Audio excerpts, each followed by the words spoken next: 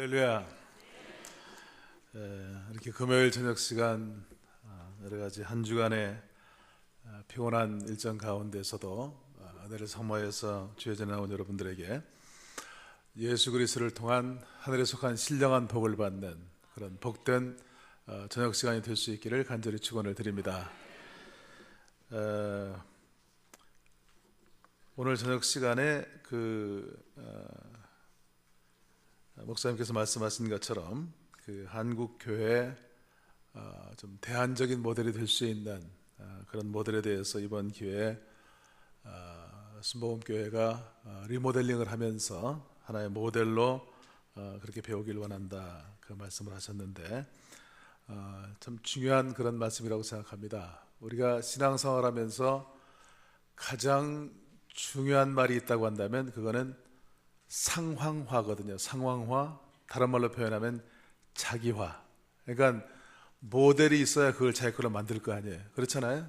그러니까 정말 중요한 거는 이게 하나의 모델이지만 지상교회가 완전한 교회는 없습니다. 새벽교회라고 하는 하나의 모델이 있으면 그것이 완전한 모델이 아니고 그 모델을 대저동 순복음교회에 맞게 여러분 상황 가운데 그렇게 자기화해서 상황에 맞게 바꿔서 그래서 새롭게 그 사역에 적용하는 그런 귀한 기회가 될 수 있기를 주님의 이름으로 간절히 축원을 드립니다. 교회 역사를 보면은 교회 역사에 제가 지난 주간에 말씀을 드리면서 한국 교회 현실을 위기다 이렇게 말씀을 드렸습니다. 그러니까 위기라고 하는 것은 위기이기 때문에 망한다라고 하는 얘기가 아니고 여러 가지 어려움이 있으면 어려움에 대처할 수 있는 대안이 나와서 그래서 새로운 방향으로 나갈 수 있다고 한다면 그건 오히려 위기가 기회가 되고 축복이 되는 것을 분명히 믿습니다. 근데 그것은 지금 현실뿐만이 아니고 교회 역사를 봐도 동일한 그런 역사예요. 그러니까 놀라운 성령 강림의 역사를 통해서 초대교회가 시작이 되었고 전 세계적으로 복음이 증거되었는데 시간이 가면서 그 열기가 식었거든요. 그래서 일어났던 운동이 교회 역사에 보면 몬타너스 운동이라고 하는 운동이 그게 이제 성령 운동을 통해서 새롭게 회복된 운동이었거든요. 그리고 콘스탄틴 대제 때 기독교가 공인이 됐는데 핍박받다가 공인이 됐으면 더 잘 돼야 될 거 아니에요. 근데 오히려 교회가 세속화된 거예요. 그래가지고 이방 사람들이 들어와서 그 막강했던 로마 제국이 멸망당하는 그런 엄청난 시련을 겪었어요. 로마 제국이 멸망당하면서 그 반동으로 일어났던 것이 영성운동입니다. 특별히 수도원 영성운동이 생긴 거예요. 그렇게 하다가 교회가 또 성장하니까 중세시대에 교회가 또 엄청나게 타락하고 교권이 세속의 권력을 압도하는 그런 역사를 통해서 교회가 또 타락했잖아요. 그래서 그 반동으로 일어난 것이 종교개혁이고 또 종교개혁이 일어나니까 천주교 안에서도 또 카운터 종교개혁이 또 일어나고 그리고 마틴 루터의 종교개혁이 그렇게 말씀으로 돌아가는 운동이 아니고 오히려 율법화될 때 그래서 일어났던 운동이 경건주의 운동이고 우리가 교회 역사를 봐도 교회 역사에 위기가 있었지만 위기 때문에 망한 것이 아니고 위기를 위기로 받아들이는 사람들에 의해서 새로운 공동체 운동이 생겼거든요. 그래서 교회가 발전했다고 한다면 오늘날 교회가 참 여러 가지 그런 운동이 있었잖아요. 70년대 순복음교회를 중심으로 해서 그렇게 엄청난 성령 운동이 일어나서 한국교회가 성장했잖아요. 그런데 80년대 90년대 오면서 교회가 점점 지금 퇴락하는 그런 상황 가운데 있거든요. 이것을 위기로 알고 새로운 방향을 찾고 새로운 방향을 향해서 나간다고 한다면 교회는 또 다른 소망이 있는 것을 꼭 믿으시기를 바랍니다.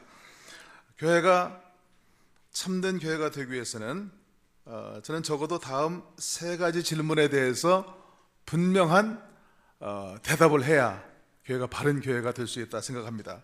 이 자리에 오신 분들이 저는 적어도 이 교회 그 리더분들이 이렇게 와서 참여하겠다고 생각을 하는데 첫 번째 질문은 뭐냐면 사람들에게 왜 그리스도가 필요한가라고 하는 것에 대한 대답이 필요해요. 당신에게는 예수가 누군지에 대한 분명한 대답이 있어야 돼요. 이 시대에 많은 이런저런 문제가 있어요. 그런데 그 문제들이 그 기초를 보면은 다 그게 영적인 문제 때문에 생기는 그런 문제인 것을 깨달을 수가 있어요.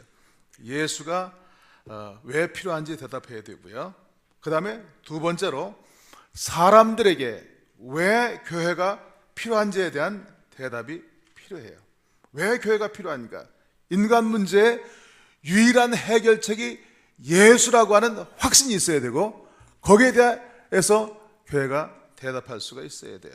그 다음 세 번째, 사람들은 바로 왜 이 교회, 왜 대저동에 이 순복음교회가 있어야 되는지, 거기에 대한 대답이 필요합니다. 왜 내가 당신의 교회에 출석해야 되겠는가? 라고 물어볼 때 거기에 대해서 대답할 수 있는 그런 독특성, 탁월성을 이 교회가 가져야 되고, 여러분이 그것을 말할 수 있어야 돼요. 그런 교회가 될 수 있기를 바랍니다. 한 가지 더 말씀드린다면, 우리 교회는 누구에게 속한 교회인가? 진실로 교회가 참된 교회가 되기 위해서는 예수 그리스도에게 속한 그런 교회가 되어야 돼요. 성경의 핵심적인 그 내용 가운데 하나가 뭐냐면, 제가 지난주에 말씀드린 것처럼 내적인 여정, 인워드 주어니와 아웃워드 주어니를 말씀드렸잖아요. 제가 지난주에 말씀드린 핵심 가운데 신앙생활에 있어서 가장 중요한 것은 제가 뭐라고 말씀을 드렸어요? 그냥 속으로 대답하세요.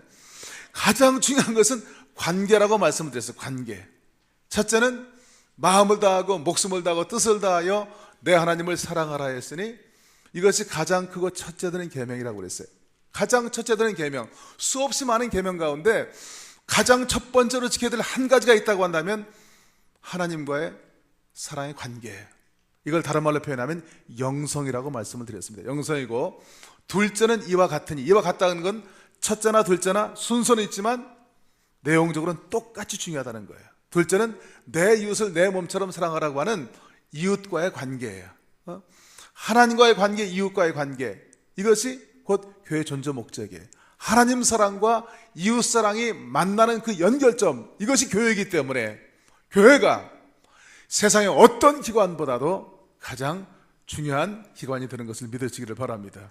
예수님께서 대계명으로 말씀하신 것이 마태복음 28장이잖아요. 거기에 보면 핵심적인 말씀이 제자 삼으라는 말씀이에요. 교회의 존재 목적 가운데 가장 중요한 것은 제자 삼는 거예요. 그래서 가서 전도하라고 하는 것도 제자 삼기 위한 것이고, 그리고 데려다 세례 주는 것도 제자 삼기 위한 것이고, 매일매일 이렇게 훈련받고 기도하고 말씀을 공부하는 것도 목적은 제자 삼기 위한 것이에요. 그래서 제자를 만들어서 그 제자를 파송해서 보내심을 받은 자는 어포스톨, 사도거든요. 제자를 사도로 보내서 교회를 개척하고, 또 그 교회를 통해서 또 제자를 세우고, 그래서 2000년 교회 역사가 지속적으로 이렇게 되어 왔다고 한다면, 이 교회가 참된 교회가 되기 위해서는 누군가는 예수님의 제자로서의 삶을 살아야 되는 줄로 믿습니다. 제자는 뭐예요? 제자는 스승에게 잘 배우는 게 제자예요. 제자는 스승을 점점 닮아가야 돼요. 제자는 스승보다 더 큰 일도 할 수 있어야 돼요. 그런 교회가 될 수 있기를 바랍니다. 이곳에 교회를 세운 그 존재 목적을 온전히 이루어 드릴 수 있는 여러분의 삶과 사역이 될 수 있기를 주님의 이름으로 간절히 축원을 드립니다.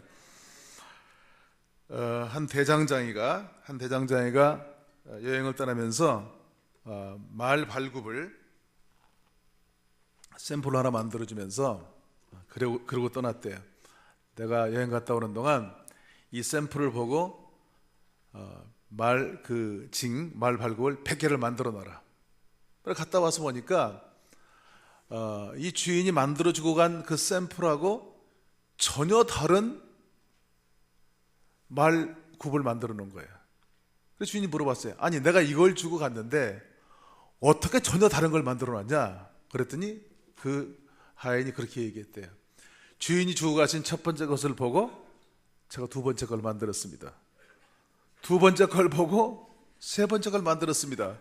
100개를 만들었더니 전혀 다른 게 됐습니다. 그렇게 대답했다는 거예요. 오늘날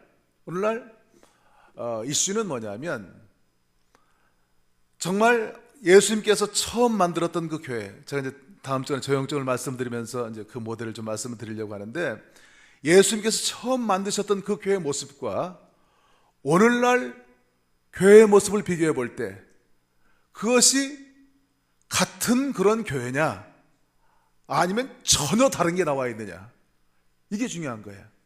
제가 미국에서 23년을 살았는데 미국에 있는 동안에 가끔씩 한국에 나오면은 이제 목사님들 세미나를 가서 인도를 하게 되잖아요. 그러면 식사 시간이 되면 목사님들이 강사한테 뭐 드시겠냐고 물어봐야 되잖아요. 물어보지도 않고 제일 좋아하는 게 뭔지 아세요? 목사님들이 보신탕을 그렇게 좋아하세요. 무조건 보신탕이에요. 제 아는 선배 목사님은 집회 나가시면 매끼 보신탕만 드시는데 그거 먹어 힘이 난다고. 제 마음 가운데 어떤 생각이 그때 들었냐, 물론 그때 이제 보신탕을 배워가지고 잘 보신탕을 먹습니다만은, 이게 하나님이 원하는 게 다른 거예요. 하나님이 나는 보신탕을 원치 않는다. 그런데도 인간은 자기들이 원하는 것만 하는 그런 모습이 오늘날 교회 모습이 아닌가. 그래서 종교개혁가들이 지속적으로 개혁을 얘기하는 건 뭐냐면 원래 교회로 돌아가자는 거예요. 원교회, 원래 주님께서 만드셨던 그 샘플로 돌아가는 것이 교회 개혁가들의 가장 핵심적인 주제였어요. 이번 제가 잠깐 와서 하는 말씀이 뭐 그렇게 중요한 얘기겠습니까만은, 그래도 여러분들이 앞으로 대안 모델을 찾는 데 있어서 다소라도 도움이 되고, 그래서 이러한 걸 통해서 깨달은 것들을 물론 그대로 사용할 수 있는 것은 목사님 말씀하신 것처럼 그대로 사용할 수가 있겠지만, 그 신앙에서 가장 중요한 게 아까 상황화라고 말씀드렸죠. 상황화라고 하는 말이 컨텍스츄얼라이제이션, 유식한 말로 컨텍스츄얼라이제이션이라고 얘기하는데, 이게 가장 중요한 거예요. 그거를 자기 걸로 재해석해서 이 상황에 맞는, 이 컨텍스트에 맞는 그런 어떤 구체적인 방향이 나온다고 한다면, 그런 대단히 중요한 그런 모임이 될 수가 있을 거예요. 저는 잠깐 얘기하는 거지만 그것을 준비하고 그것을 이끌어 나가는 것은 여러분들이 해야 될 그런 일이라고 생각합니다. 지난 시간에 목사님께서 새벽 교회에 대해서 하나의 어떤 대안 모델로 좀 이번 기회에 좀 배웠으면 원한다라고 하는 제 말씀을 드렸기 때문에, 제가 마지막 시간에 하려고 하다가 먼저 그 교회가 어떤 교회인지를 먼저 여러분들이 아셔야 알고 거기에 대한 제가 나머지 다음 주간 그 다음 주간 저영적으로 말씀을 드리는 것이 훨씬 더 여러분이 앞으로 방향을 잡는 데 도움이 될 것 같아서 오늘 먼저 새벽교회 교회에 대해서 말씀을 드릴 텐데, 더 쉽게 이해할 수 있는 방법은 직접 보는 거거든요. 여러분의 교회가 이런 그 역동성을 가진 교회로 세워질 수 있기를 간절히 축원을 드립니다. 제가 나눠드린 그 개혁 가운데 그 5번째 5번서부터 그 새벽교가 나오고, 한번 그 6번에 적용점이 있는데 그걸 한번 다시 보시면 여러분들이 한번 이렇게 생각해 볼 수 있는 좋은 내용이 되는데, 적용점이 뭐냐면 우리 공동체 현실을 재조명하기, 우리 순복음교회의 그 현실을 한번 이런 영상도 보고 제 얘기를 들으면서 한번 여러분의 상황 가운데 이렇게 한번 리더들이 생각을 하면 좋을 것 같아요. 성경에서 말하고 있는 교회의 본질, 참된 교회가 뭐냐라고 하는 것을 한번 여러분들이 생각을 해봐야 되겠고, 그 다음에 그럼 그 성경에서 말하고 있는 참된 교회의 본질을 우리 교회는 유지하고 있는지, 만약 유지하고 있다고 한다면 그 이유는 무엇이라고 생각하고, 그렇지 못하다고 한다면 그 이유는 무엇이라고 생각하는지 한번 생각을 해보시고요.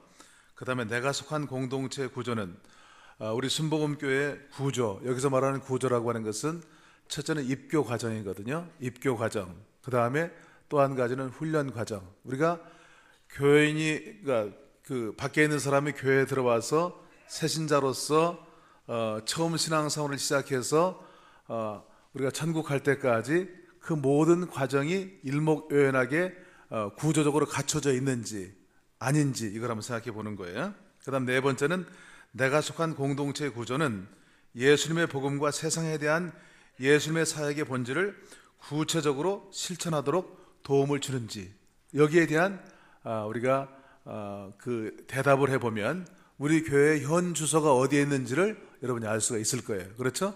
그러니까 굉장히 중요한 전 질문이라고 생각하고, 그 다음에 또 한 가지 생각해 봐야 될 것은, 우리가 교회 리더로서 우리 교회를 바라볼 때 꼭 가져야 될 그런 중요한 핵심적인 그런 프레임, 뼈대라고 할까요? 이게 뭐냐면 우리 그 교회 그 리더들이 참된 교회가 뭐냐라고 하는 것을 밝히 알아야 되고, 그리고 거기에 근거한 우리 교회의 핵심 가치관이 있어야 돼요.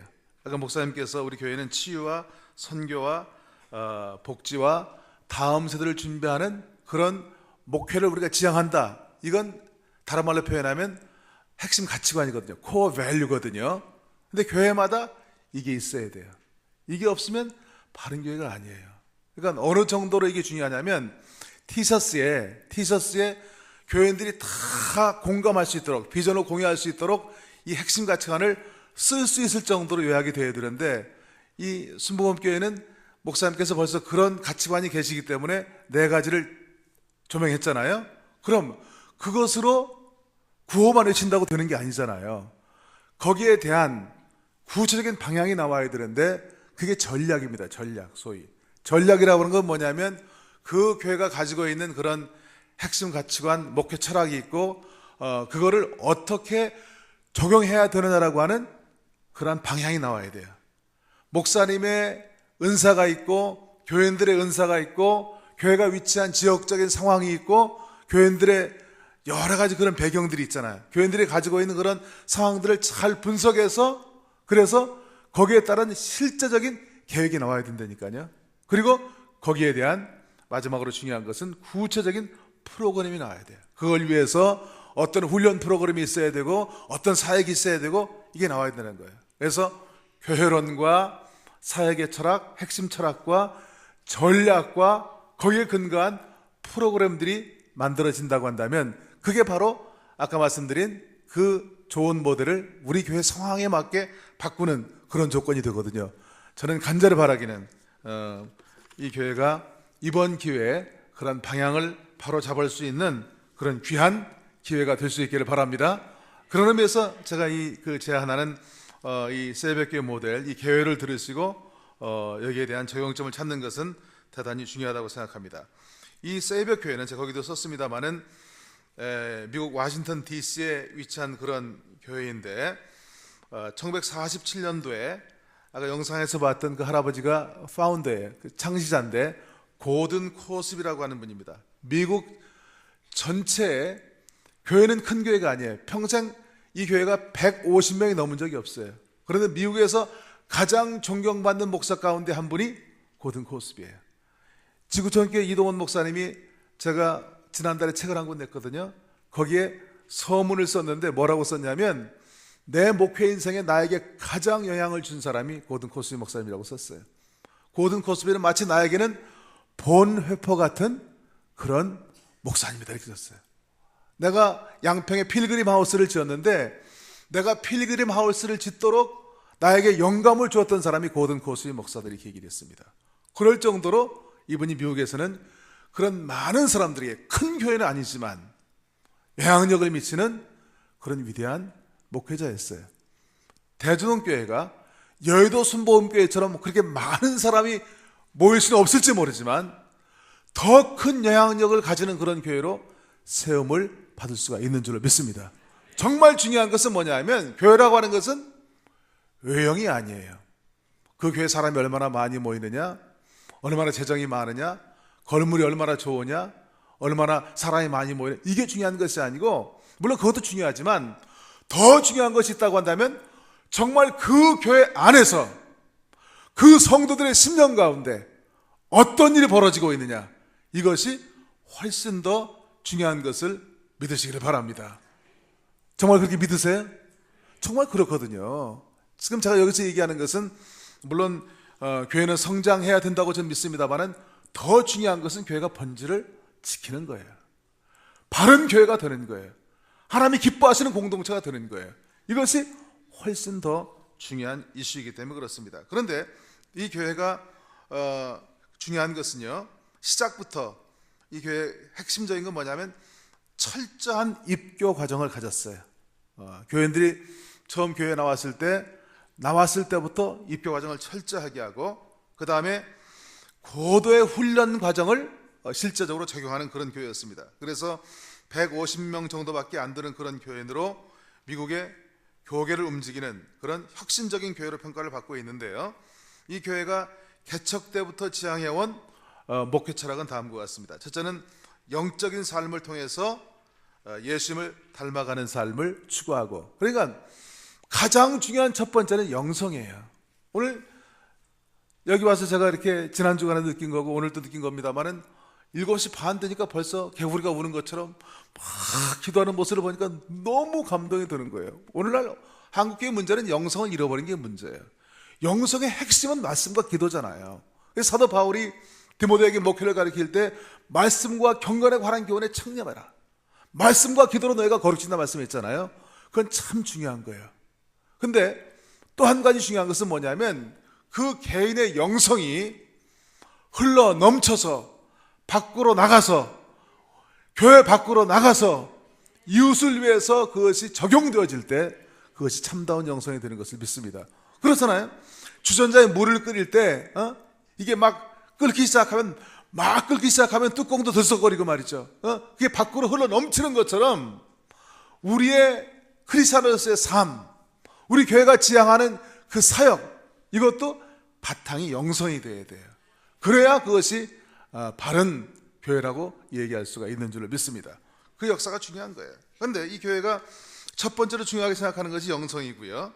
영적인 삶을 통해 예수님을 닮아가는 삶을 추구하고, 그 다음에 예수 중심의 사회적 활동을 통해 지역사회를 섬기고, 그러니까 이 교회는 선교보다도 지역사회, 그러니까 세계 선교나 이 밖으로 나가는 것보다도 교회가 위치한 지역사회를 위한 선교를 우선으로 삼는 그런 교회예요. 그러니까 이거는 그 교회 특성이에요.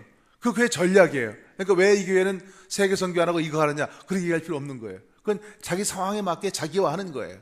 그 다음에 세 번째로 특별히 가난한 자와 버림받은 자, 소외자들을 섬기는 일에 헌신하는 그런 목회 철학이고요. 네 번째로 용기와 희생적인 그 삶을 통해서 세상을 변화시키는 일에 헌신하는 그런 목회 철학을 가지고 있고요. 이러한 정신이 원동력이 되어서 이 교회가 진행하고 있는 전체 사역을 소위 주빌리 미니스트리, 그 희년 사역, 그 50년이 되면 희년을 선포한다고 그러잖아요. 그 희년을 선포하는 그런 사역이라고 하는 제목으로 사역하고 있는데, 47년에 시작을 했는데 이 교회가 지역사회 사역을 처음 시작한 것은 1960년도부터입니다. 물론 그동안에 많은 그런 그 독특한 그런 그 급진적인 그런 교회로서 그 명망이 있었고, 그 고든 코스비가 그 WCC 대회에 가서 발제도 하고 그런 새로운 모델에 대해서 그동안 지속적으로 그 발표를 해왔고 그런 사역들을 해왔지만, 지역사회 사역을 실제적으로 시작한 것은 13년 동안의 훈련 과정을 거쳐서 60년도에 처음 시작했는데, 파라사우스라고 하는 요즘 유행하는 카페 교회가 첫 번 교회가 이 세이비어 교회입니다. 60년도에 카페 교회인 토기장의 집이 시작이 됐고, 그 다음에 그 사람들이 모여가지고 지속적으로, 그럼 우리가 이 빈민지역에서 사역을 하는데 어떤 일을 하는 것이 가장 하나님이 기뻐하시는 일이겠는가, 이거를 서로 기도하면서 하나님의 뜻을 분별하면서 처음부터 시작한 사역이 뭐냐면 집 없는 사람들에게 집을 구해주는 그런 주택사역을 시작한 거예요. 그리고 그 다음에 주택사역 한 다음에 또 다음 계획을 짜면서 시작한 것이 뭐냐면, 주택이 있으면 그 다음에 직업이 있어야 될 거 아니에요. 직업사역을 시작하고, 그 다음에 미국의 이 보험제도가 잘못되어 있기 때문에 그 보험이 없는 사람들을 위한 클리닉을 시작하고, 또 개토에 있는 그 어린이들을 위한 어린이 사역, 방과후 사역, 이런 식으로. 그러니까 마치 적은 겨자씨 하나를 심겨가지고 거기에서 싹이 나고 그러면서 큰 나무가 되고 그러면서 큰 새들이 와서 깃드는 것처럼 지난 67년의 사역 가운데 지속적으로 하나님의 뜻을 분별하며 기도하며 사역해 나갈 때 그런 위대한 역사를 이루었던 것을 볼 수가 있습니다. 오늘 이 교회가 참으로 지금까지도 그렇게 작은 교회이지만 또 그런 가운데 영향력을 미치는 그런 교회로 세워져가는 것을 볼 수 있고, 어떤 의미에서 오늘날 한국 교회에 그런 의미에서 미래 목회 대안을 제시할 수 있는 좋은 모델이라고 생각을 합니다. 이 고든 코스비 그 목사님은 미국의 남부 버지니아 린치버그 출신인데, 그 린치버그라고 하는 동네가 미국의 그 복음주의의 메카라고 할 수가 있습니다. 그 리버티 학교라고 제리 포렐이 만든 그 학교도 그 동네에 있는데, 거기에서 자라서 그 이제 신학교에 갔는데, 신학교에 가서 이분이 마음 가운데 갈등했던 게 뭐냐면, 지금 현재 교회와 신약 성경에서 얘기하고 있는 그 교회 사이에 많은 차이가 있다고 하는 그런 갈등을 갖게 된 거예요. 그리고 이제 신학교를 마치고 이제 목회자로 나갔다가 2차 대전이 생기면서 그 전쟁에 군목으로 종군하게 됩니다. 미국에 전쟁 나면 맨 처음 들어가는 부대가 101 공수부대거든요. 그 101 공수부대에 있었는데, 그 부대가 그 유명한 놀만디 상륙 작전에 참여하게 된 거예요. 그런데 이분이 전쟁에서 어떤 경험을 했냐면, 자기 부대에 작전하기 전에 장교가 한 120명 됐대요. 그런데 치열한 전투가 끝난 다음에 보니까 장교가 20명밖에 안 남았대요. 100명이 다 죽은 거예요. 2년 반 동안 군대 생활하면서 그 군대 생활의 경험이 그에게 인생에 충격을 준 거예요. 사역에 충격을 준 거예요. 한 번은 어떤 공정대원이 와서 얘기하는 거예요. 제가 지금 5분 있으면 지금 출동하게 되는데 내가 지금 너무나 불안합니다. 나를 위해서 무언가 말해 주십시오. 근데 이 젊은 군복이 당황해가지고 다른 말을 못하고 God loves you, 하나님은 당신을 사랑합니다, 그 말 한마디 하고 보냈는데, 그 다음날 보니까 사망자 명단에 그 공정대원 이름이 있었다는 거예요. 군대에서 진중에서 수없이 많은 사람들이 집단으로 세례를 베풀었는데, 그가 보니까 세례 받기 전이나 세례 받은 이유가 전혀 다름이 없는, 세례 받았다는 거 빼놓고는 달라진 게 없는 그 모습을 바라보면서 그 마음 가운데 또 다른 충격을 받았어요. 그러면서 그가 제대하면서 이제 사역이라고 하는 것도 사실은 이 2차 대전 세계 전쟁보다 더 치열한 영적 전쟁인데, 내가 그냥 평범한 목회를 할 수가 없다. 내가 고민했던 그 참된 교회를 한번 시작해 봐야 되겠다라고 하는 그런 결심으로 시작한 교회가 바로 이 세이비어 교회인데, 그가 47년도에 6명을 데리고 개척한 그런 교회입니다. 그런데 군대 생활의 경험을 통해서 이 고든이 생각한 새로운 교회의 가장 핵심적인 그 가치는 두 가지였는데, 첫째는 미국이 그때 가장 심각했던 게 인종차별이거든요. 인종차별이 없는 교회를 하겠다. 첫 번째였고요. 두 번째 목표는 뭐였냐면, 영어로 말하면 accountability and integrity. 내가 하는 그 교회는 accountability, 교인으로 하여금 책임감 있는 그런 존재로 만드는 것이 첫째고요. 인테그리티는 신실한 교인으로 만드는 것이 그의 목표였어요. accountability와 인테그리티를 가진 그런 인재를, 그런 크리스찬을 키우는 것을 목표로 하는 그런 그 교회를 실현하는 것이었어요. 전쟁 기간을 통해 깨달았던 그것이 병사들이 어느 교단에서 신앙생활을 했느냐, 그것이 그들의 삶과 죽음의 방식에 전혀 영향을 끼치지 않는다고 하는 그 사실이 이러한 교회를 꿈꾸고 시작했던 것을 볼 수가 있습니다. 그러면서 이제 교회를 시작하면서 이 고든이 처음 시작한 것이 뭐냐면 입교 과정부터 시작한 거예요.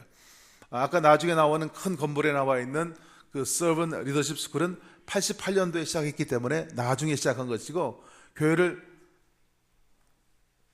처음 시작할 때 가졌던 입교 과정은 The School of Christian Living이라고 하는 그리스도인의 삶의 학교라고 하는 그런 기관을 만들었습니다. 뭐 기관을 꼭 안 만들더라도 교회 그런 프로그램을 하면 되는 거죠. 근데 그 안에 있던 것은 뭐냐면 성경에 대해서 배우는 것, 기초 신학에 대해서 배우는 것, 영성, 그 다음에 소명, 섬김, 가난한 자들과 함께하는 삶, 이런 것들을 실제적으로 배우는 과정을 교회 초기부터 시작한 거예요. 그러니까 교인이 되려면 그런 과정을 하도록 그렇게 철저한 입교 과정을 가지고 시작을 했습니다. 그 다음에 이 교회가 중요하게 생각한 것은 뭐냐면 소그룹이었어요. 소그룹. 제가 다음 주간에 소그룹에 대해서 좀 말씀을 드리겠습니다만은 이 교회에서 말하는 소그룹은 미션 그룹이에요. 요즘 구역도 있고 무슨 속회도 있고 목장도 있고 그렇잖아요. 근데 이 교회에서 말하는 소그룹은 제가 그 이동원 목사님을 만났더니 그분이 자기가 새벽교회에서 배운 그런 그 소그룹 모델이 그 지구촌 교회, 그 교회는 목장이라고 그러더라고요. 근데 그 교회 안에 특성화 목장이라는 게 있어요. 특성화 목장은 뭐냐면 사역의 권한을 그 리더가 위임받아서 자체적으로 사역하는 그런 소그룹을 얘기하는 거예요. 이건 한국 교회에서는 굉장히 힘들거든요. 자기 교회에 1000개 이상의 그룹이 있는데 특성화 목장 30개 정도 만들었대요. 그건 정말 믿을 수 있는 사람들만 시키는 건데 자기 교회가 몇만 명 모이지만 고든 코스비가 만약 와서 자기 교회를 보면 지구촌 교회를 보면 이건 교회도 아니라고 그럴 거래요. 그런데 그럼에도 불구하고 자기가 자신하는 건 뭐냐면 그 소그룹 그 특성화 목장 그것만큼은 제가 참 목회하면서도 큰 보람이라고 얘기하는 말씀을 제가 들을 수가 있었습니다. 특별히 이 소그룹이 정말 교회가 참된 교회가 되기 위해서는 정말 중요한 것이 소그룹이거든요. 대배로 모여서 함께 모이는 이 그룹이 있어야 된다고 한다면 함께 삶을 나누는 소그룹이 필요한데 모여서 삶만 나눈 것이 아니고 서로 돌보는 역할을 하고 그리고 서로 세워주고 그리고 이 새벽교회 모델이 얘기하는 그 소그룹의 가장 특징적인 것은 뭐냐면 사역까지 같이 들어가는 것이거든요. 그래서 영어로 말하면 sharing, caring, building, 그 다음에 missioning 사역까지 함께하는 그런 공동체거든요. 정말 바라기는 여러분의 공동체가 이렇게 정말 충만한 영성을 가지고 함께 모여서 늘 기도하고 그러면서 이렇게 영성이 충만한 그런 가운데 사역하고 있는데 모일 때마다 그것뿐만이 아니고 개인적 영성뿐만이 아니고 서로 삶을 나누고 서로 돌봐주고 서로 세워주고 함께 사역까지도 할 수 있는 그런 공동체로 세워질 수 있기를 간절히 축원을 드립니다. 특별히 이 교회가 교인이 되기 위해서 입교인이 되기 위해서 가지는 그런 과정이 있는데 제가 지난주에 잠깐 소개했습니다만은 구체적으로 교인이 한 사람이 교회에 나오잖아요. 그러면 바로 교인이 되는 게 아니에요. 인턴 교인이 되는 거예요. 인턴. 아니 교회만 나와줘도 감사한데 그렇게 교인을 괴롭혀도 되겠느냐고 얘기할지 모르지만 저는 여긴 그렇게 해요. 그러니까 여러분 어떻게 하시든 그건 이제 목사님하고 상의할 일이지만은 이 교회는 그냥 교인으로 받는 게 아니에요. 인턴 교인으로 받아요. 그래서 정식 교인 한 사람이 붙어가지고 계속 돌봐주고 그 다음에 해야 될 일이 있어요. 그건 뭐냐면 하루에 1시간씩 성경 읽고 기도하고 두 번째로 약 3년이 소요되는 그리스도인의 삶의 학교에서 또 서번 리더십 학교에서 훈련을 받아야 되고 지속적인 연장 교육에 참여해야 되고 그다음 세 번째로 온전한 11조를 드리고 네 번째로 소그룹 그 사역 공동체 모임에 한 주간에 한 번씩 참여하고 다섯 번째 교회와 연관된 45가지의 지역사회 사역의 은사별로 자원봉사자로 참여하고 여섯 번째 이제 교인이 딱 결정됐잖아요. 그러면 자기의 삶의 전 지경을 글로 써야 돼요. 영적 자서전을 써야 돼요. 그러니까 내가 어떻게 예수를 믿게 됐고 어떻게 회심했고 어떻게 소명받고 앞으로 내 은사대로 어떻게 사역할 것이라고 하는 이것을 다 써가지고 전 교인 앞에서 발표하는 것으로서 정교인의 서약식을 하는 거예요. 그리고 그렇게 해봐야 교인의 자격은 1년이에요. 1년 하고 뭐 이런 교회가 있어. 그리고 교인 안 하면 돼요. 그러나 할 사람은 매년 그걸 계속해야 돼요.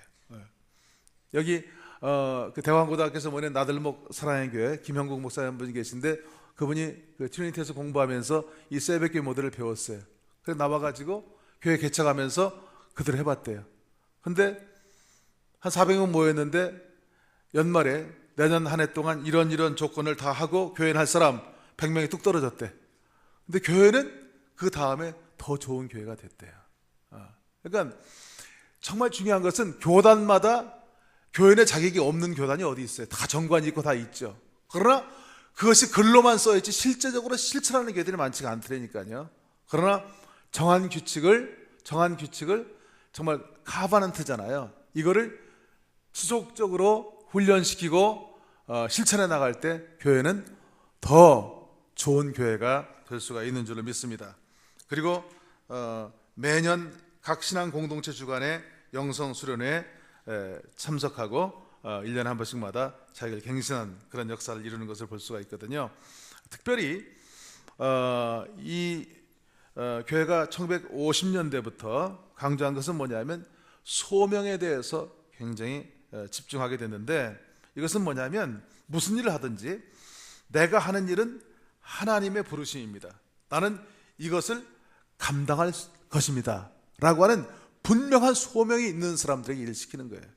교회에 무슨 직분 받았다고 그래서 무슨 집사, 무슨 장로, 권사님, 무슨 직분을 맡았다고 해서 의무감이나 사명감 때문에 하는 것이 아니고, 사실은 소명이 있어야 되는 거예요. 소명이. 그러니까 이 섬긴다고 하는 것, 섬긴다는 이 서번 리더십의 마치 렌즈와도 같은 것이 소명이에요. 소명. 여러분, 간절히 바라기는 무슨 일을 하든 그 일이 여러분의 소명이 될 수 있기를 바랍니다. 그렇게 할 때 그 사역이 의미가 있고 극대화되어 줄 수 있다고 하는 그런 깨달음을 받을 수가 있어요. 이 고든 목사님이 이렇게 얘기합니다. 이 세상에서 가장 어려운 일은 바로 교회를 이루는 일입니다. 교회를 이룬다는 것은 우리가 생각하는 것처럼 교회 일을 하는 것이 아니라 하나님의 뜻에 초점을 맞추고 서로가 서로에게 속하여 진정한 교회가 되는 존재의 무릎입니다. 여럿이 연합하여 하나의 완전을 이루어내는 것이 바로 예수님께서 원하는 것입니다. 그러나 언제나 우리는 눈앞에 보이는 비전, 눈앞에 보이는 프로그램에 초점을 맞추다 보면 우리는 보다 본질적인 문제로부터 멀어지게 됩니다. 바른 그런 가치관이 없으면은 눈앞에 보이는 사역만 바라보고 교회가 허둥지둥하면서 방향을 잃고 나갈 수밖에 없다는 것이에요. 여러분의 사역이 정말 하나님의 뜻에 초점을 맞춘 그런 사역이 될 수 있기를 주님의 이름으로 간절히 축원을 드립니다. 어떤 유명한 할머니가 있어요. 존 칼라망이라고 하는 할머니가 있는데, 국민일보에서 어떤 그 데스크에서 그 할머니 데스크 쓴 거 제가 읽은 적이 있는데, 이 할머니가 불란서 아주 유명한 할머니인데 90세 되었을 때 옆집에 한 아저씨가 이사 왔대요. 47세 된 젊은 아저씨가 이사 왔는데, 와서 보니까 할머니가 사는 게 어려워. 그러니까 이렇게 얘기했대요. 할머니, 사는 게 어려운데 제가 500번씩 생활비를 드릴 테니까요, 할머니 돌아가신 다음에 그 집 필요 없잖아요. 그 집 저한테 주세요. 할머니 생각해 보니까 괜찮거든요. 생활비도 없는데. 그렇게 계약을 했어요. 매달 500불씩 생활비를 받고 돌아가시면 집을 주는 걸로. 근데 이 할머니가 90세인데 그때 1년 돼도 안 돌아가시고 2년, 3년, 10년 됐어요. 100세 됐는데 그때도 안 돌아가시고 15년 됐어요. 그때도 안 돌아가시고 20년 됐어요. 몇 세요? 110세인데 그때도 안 돌아가시고 25년 돼도 안 돌아가시고 30년 됐어요. 120세가 됐는데 옆집 아저씨가 30년 지났잖아요. 77세로 먼저 돌아가시고 그리고 3년 더 살았어요. 그래가지고 이 존 칼망이 123세에 돌아가셔가지고 기네스북에 올랐어요. 세계에서 가장, 집에 찾아보세요, 가장 오래 산 할머니가 존 칼망이에요. 여러분, 사역의 원리이기도 해요. 이게 시편 기자가 여호와께서 성을 지키지 아니하시면 파수꾼의 경성함이 허사라고 그랬어요. 그러니까 정말 중요한 것은 우리의 사역이 정말 하나님의 그 거룩한 뜻에 초점을 놓치는 그 순간 그건 세속화될 수밖에 없는 거예요. 요즘 많은 봉사가, 한국의 복지가 얼마나 유행해요 지금. 그렇잖아요. 그런데 핵심은 뭐냐면 복지의 영성이 없는 것이 문제인 거예요. 여러분, 간절히 바라기는 여러분의 사역이 하나님께 초점을 맞춘 하나님의 사역이 될 수 있기를 주님의 이름으로 간절히 축원을 드립니다. 제가 오늘 여러분들에게 마무리하면서 잠깐 이제 계속 말씀을 드리겠습니다만은, 오늘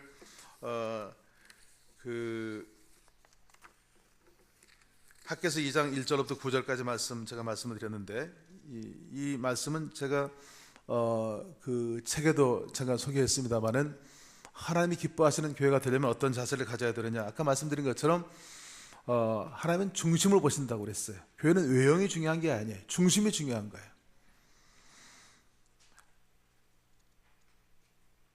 사무엘상 16장 7절 말씀 거기에 보면 사무엘이 이새의 집에 가서 사울 이후에 이스라엘 왕을 기름 부어 세우려고 할 때 그때 임한 말씀이 뭐예요?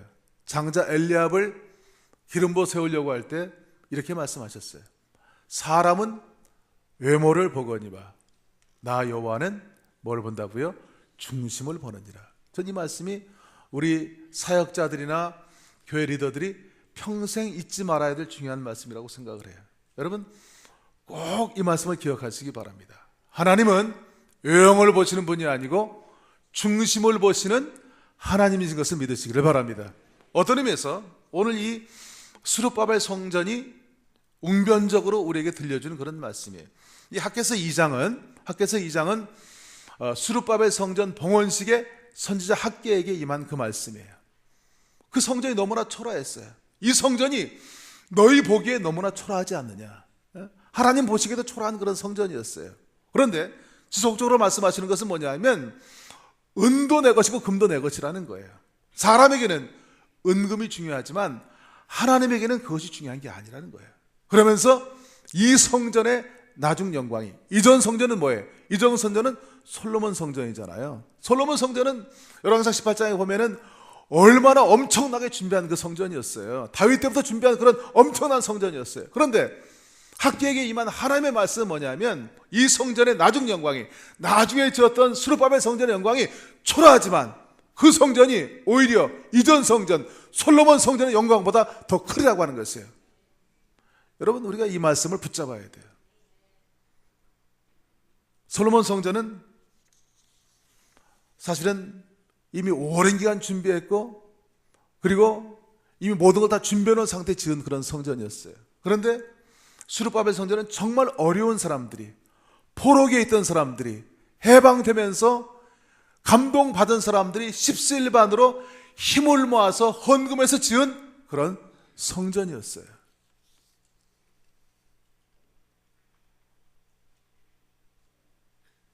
이 성전에서 연구하면서 깨달은 중요한 진리가 있는데요. 이 구약에 보면은 성전이 세 가지가 나오는데 솔로몬 성전, 스룹바벨 성전, 예수님 당시까지 있었던 헤롯 성전, 그죠? 물론 에스겔 성전도 있었습니다만은 에스겔 성전은 꿈의 환상 가운데 본 성전이고 직접 지어진 그런 성전은 아니거든요. 그런데 이 성전이 쓰임 받은 기간을 보니까 그 말씀이 레마로 이루어진 그 말씀이라고 하는 깨달음을 제가 받게 됐어요. 솔로몬 성전은 BC 969년에 완공해가지고 BC 586년 바벨론 침공으로 다 무너졌습니다. 400년도 채 쓰임받지 못했어요. 그리고 예수님 당시 있었던 그 헤롯 성전은 스룹바벨 성전을 리모델링한 그런 성전이었어요. BC 18년에 시작해가지고 모든 공정이 10년 이내에 끝났고요. 완공된 건 AD 65년이에요. 그리고 그 성전은 AD 70년에 로마의 타이터스에 의해 가지고 무너졌어요. 정작 쓰임 받은 것은 5년밖에 안 돼요. 그런데 이 스룹바벨 성전은 BC 516년에 완공해 가지고 AD 18년까지 쓰임 받고 500년간 쓰임 받고 그걸 리모델링 해 가지고 다시 헤롯 성전으로 지었어요. 헤롯 성전은 우리가 잘 아는 것처럼 예수님께서 예루살렘 성전에 입성하실 때 그때 제 아들이 보고 그 성전을 보고 감탄하는 그런 장면이 나와요. 이 헤롯은 사실은 이게 이방 사람으로서 분봉왕을 산 사람이거든요. 폐역한 사람이거든요. 근데 유대 사람들의 비유를 사기 위해서 성전을 지어준 겁니다. 아무도 헌신 안 하고 업자가 그냥 지어준 거예요. 유대인 근본주의자들도 헤롯이 성전을 지어준 것을 고맙게 생각했거든요. 근데 예수님께서 그 멋진 성전 보고 감탄했단 말은 나오지 않아요. 요한복음에 보면 오히려 저 성전을 헐라 내가 사흘 만에 다시 짓겠다. 건물 보고 예수님께서 감탄했다고 하는 말이 없어요. 오늘 저는 중요한 말이라고 생각합니다. 어떤 의미에서 이 세배교회가 건물도 제대로 없고 150명밖에 안 되는 그런 초라한 그런, 어떻게 생각하면 그런 교회예요. 그러나 이 교회를 통해서 우리가 깨달은 바는 교회는 외형이 아니고 정말 중심이 중요하다는 그런 깨달음을 받을 수가 있어요. 간절히 바라기는 정말 이 대종 순복음교회가 그런 하나님 기뻐하시는 그런 내실 있는 그런 교회로 세워져서 하나님이 기뻐하시는 그런 공동체가 될 수 있기를 주님의 이름으로 간절히 축원을 드립니다. 한 가지만 더 얘기하고 끝낼게요. 말콤 글래드웰이라고 하는 사람이 그 쓴 책 가운데 한번 기회 되면 읽어보시기 바랍니다. 티핑 포인트라고 하는 책이 있습니다. 티핑 포인트는 어떻게 지극히 적은 일이 큰 변화를 일으킬 수가 있는가라고 하는 것이 부제예요. 이 티핑 포인트라고 하는 말은 다른 말로 표현하면 소위 크리티컬 포인트, 임계점이란 말 여러분 들어보셨죠? 임계점. 임계점이란 건 뭐냐면 물이 있는데 물이 어떤 한계를 벗어나면 이게 수증기가 돼요. 물이 또 어떤 한계를 벗어나면 이게 얼음이 돼요. 그러니까 우리가 이 화학적인 모든 변화를 다 할 수가 없어요. 그런데 이 똑같은 원소가 어떤 한계점을 넘어가기만 하면 폭발적인 그런 변화를 일으킨다고 하는 것이에요. 이 한국에 제가 그 대표적인 예를 든다면 이 카페 문화입니다. 카페 문화. 저도 카페 교회를 한국에 소개한 그런 장본인 가운데 한 사람입니다만은 미국에 제가 있을 때 가장 유명한 게 스타벅 커피숍이거든요. 스타벅 커피숍이 정말 좋은 커피를 싼 값에 판매한다고 하는 그런 모토로 시작을 했어요. 근데 이게 어느 사이에 막 붐이 일어나 가지고 동네 문화가 됐어요. 제가 워싱턴 DC 지역에 살았는데 워싱턴 DC 지역에 사는 그런 문화인들이 문화 생활을 하려면 아침에 일어나서 스타벅 커피숍에 줄을 쫙 서가지고 옆구리에다가 워싱턴 포스트 아침 그 신문 딱 끼고 그 커피숍에 딱 서가지고 카페 아메리카노 그 한 잔 손에 들고 직장에 갈 문화인이에요. 그게 지금 점점 퍼져가지고 한국에도요 골목마다 카페 없는 데가 없어요. 우리 학교도 3개나 있어 카페가. 아이들이 점심 때 1,500원짜리 야채김밥 한 줄 먹고 3,000원짜리 카페 아메리카노 마셔야 문화인이야. 그럴 정도예요. 여러분 이거는 교회 사역에도 적용할 수 있는 그런 말씀이라고 생각을 해요. 즉이 적은 일이지만 분명한 그런 비전을 가지고 목표 철학을 가지고 전략을 가지고 사역을 시작할 때 거기에 한 사람, 2사람, 3사람, 10사람만 헌신하면 한 도성을 바꿀 수가 있어요. 소돔과 고모라 성에 의인 10명만 있으면 이 성을 멸망치 않겠습니까? 물어봤을 때 하나님이 그렇게 하시겠다고 그랬어요. 그러나 그 도성에 의인 10명이 없었기 때문에 그나마 하나님이 아브라함을 생각하사 롯을 그 위경에서 구원한 거예요. 만약에 100명만 그런 사람이 있다고 한다면 웨슬리는 세계를 교구로 삼아 세계를 변화시키겠다고 얘기했어요. 간절히 바라기는 여러분 한 사람 한 사람이 정말 이 늦은 시간에 와서 이렇게 참여하는 것만도 기적이죠. 쉬운 일이 아니죠. 요즘 세상에 교회가 이런 교회가 어디 있어요.